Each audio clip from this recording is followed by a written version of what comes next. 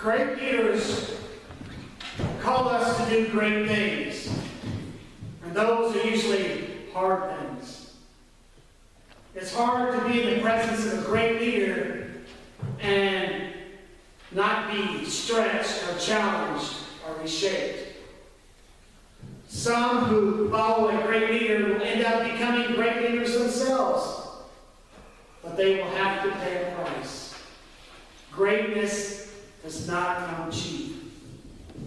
Jesus challenged his disciples, as he always does. He was calling them to go places that they didn't necessarily want to go, and to do things that they just assumed. We talked about last week. Jesus told us how to reconcile with one another. We're supposed to go first by ourselves to the person who has offended us and try to seek reconciliation. If that doesn't work, then we're supposed to take one or two others with us and then try to find some resolution, some reconciliation. If that still does not work, then we are to go as a church to this person and try to reconcile with them. But if that still doesn't work, if this person still refuses, then we're supposed to do what Jesus tells us in verse 17, chapter 8. Let the offender be to you as a Gentile or tax collector. So we're supposed to treat this person like a foreigner. You've got to understand that the Jewish people had nothing to do with the Gentiles. They had nothing to do with the tax collectors because they felt that they had gone over to the Roman side. They avoided them. They walked on the other side of the street. Jewish people would walk miles and miles out of their way just to avoid going into Gentile territory on their travels. And that's what Jesus is telling us to do. If we can't get a person to reconcile, then we need to avoid them. But the purpose is still to reconcile with that person. We're avoiding them so that they will get lonely. We are avoiding them so that they will miss the group dynamics. We avoid them so that they might consider reconciliation. We're hoping that the broken relationship can be reconciled. Now that's heavy stuff, I know. When we hear that, we wonder if we can do that. We wonder if we could implement that into our everyday lives. When it comes to Jesus' hard teachings, we're always tempted to let it go in one ear and write out the other. Peter, however, was not like that. Yes, we heard last week that Peter was just like the rest of the disciples, and he sat on his hands and he did not speak up. He looked at his shoes. But Peter was a practical man, and he wanted to know what Jesus' lofty teachings would look like in his life. He wanted to know where the rubber met the road. So while the other disciples faded in the background, Peter went to Jesus in verse 21 and asked, Lord, how often shall my brother or sister sin against me and I forgive him? How often? Until 7 times? 7 was generous. I think most of us would agree with that.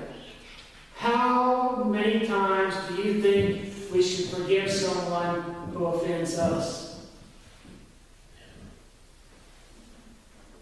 A friend of mine in youth group a long time ago, we were learning about turning the other cheek. And he was sitting there, he said, yeah, I'll turn the other cheek. They slapped my cheek. But if I turn the other cheek and they slap that one as well they better get ready. Basically, he was saying that he would forgive once, not twice.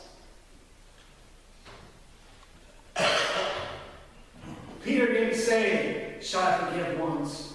Or should I forgive twice? Peter said, should I forgive as many as 7 times? That was generous.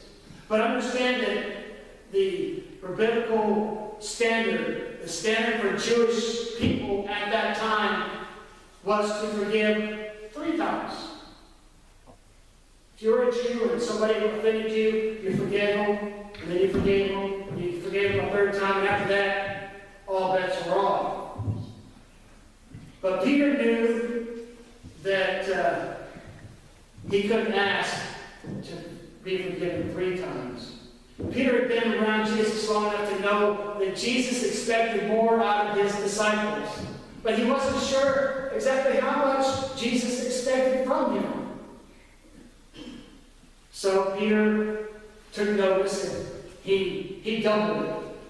And then for good measure, he added 1 more. That's where he came up with 7. And Peter was confident that Jesus could not have quarreled with 7. How could Jesus find fault with forgiving 7 times? But Jesus again surprised Peter. In verse 22, he said, I don't tell you until 7 times, but until 70 times 7. Now we've got to understand that there's a little discrepancy here. When we're talking about the original Greek, translating it into English is not always that easy. Some of my professors will say that it is 70 plus 7, or 77. Others are of the opinion that it's 70 times 7, or 490. Either way, it doesn't really make that big of a difference. Jesus had set an impossibly high standard. Take the lowest number, 77. Can you forgive someone 77 times? Did Jesus expect his disciples to stretch that far? Does he expect us to stretch that far? To forgive 77 times? I want you to notice that Peter didn't argue with Jesus this time. Earlier on, we read that Jesus had told the disciples that he would be killed. And Peter would have none of that. And Jesus told him, get behind me, Satan. You're becoming a stumbling block for me. You have a worldly view instead of a heavenly view. This time, in this instance, Peter heard Jesus' answer, and he remained silent. But I'm sure in Peter's mind, he wanted to ask a few questions. I'm sure that he said, hey, Jesus, that's way too much. 77 times? I'm sure that he thought like we do that that was just too extreme. That is an unachievable goal, to forgive 77 times. So in typical Jesus' fashion, he told a parable. I know you've all heard this parable before, but I'll go through it again with you. You see, there was a king, and he wanted to settle his accounts with all of his servants.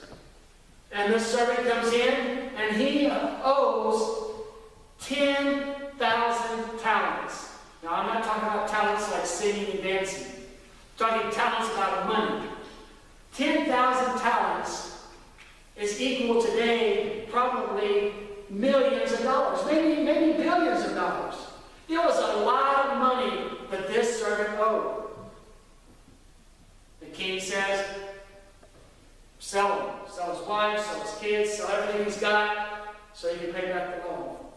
And the servant pleads with the king. Because God was amazed and says, please, just give me more time. I'll pay you back. I promise. The king, having compassion for the servant who got way too far in debt, forgave his debt, took the load off of his shoulders, and freed him. The servant became free. We think, wow, that's a great story. But it's not the end. The parable goes on, and this same servant that's just been forgiven all this debt goes out and finds one of his fellow servants, grabs him by the throat, and says, "Pay me what you owe me," which was 10 denarii. Again, there's some discussion, but 10 denarii could be a couple months' pay or a day's pay.